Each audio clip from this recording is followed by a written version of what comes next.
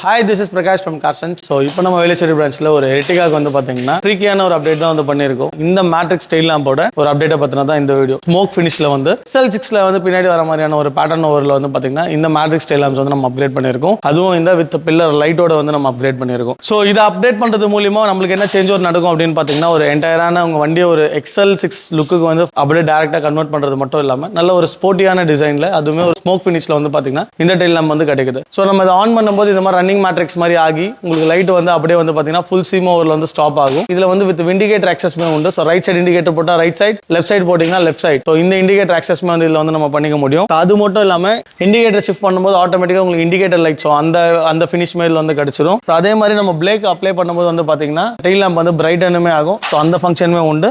அசார்ட் போடும்போது இந்த மாதிரி ரன்னிங் மேட்ரிக்ஸ் மாதிரி வந்து பாத்தீங்கன்னா இந்த லைட் வந்து ஃபங்க்ஷன் ஆகும். ஸோ இந்த டைல் லேம்ப்ஸ் வந்து பாத்தீங்கன்னா நம்ம கிட்ட குறிப்பிட்ட வெஹிக்கிள்ஸ்க்கு வந்து நம்ம கிட்ட அவைலபிலிட்டி இருக்கு. ஸோ உங்க வண்டிக்கு இந்த மாதிரி டைல் லேம்ப்ஸ் அப்டேட் பத்தின பிரைஸ் டீடைல்ஸ் இல்ல என்கொயரிஸ் ஏதாவது இருந்துச்சு அப்படின்னா கீழே வீடியோல இருக்கிற நம்பருக்கு கால் பண்ணுங்க.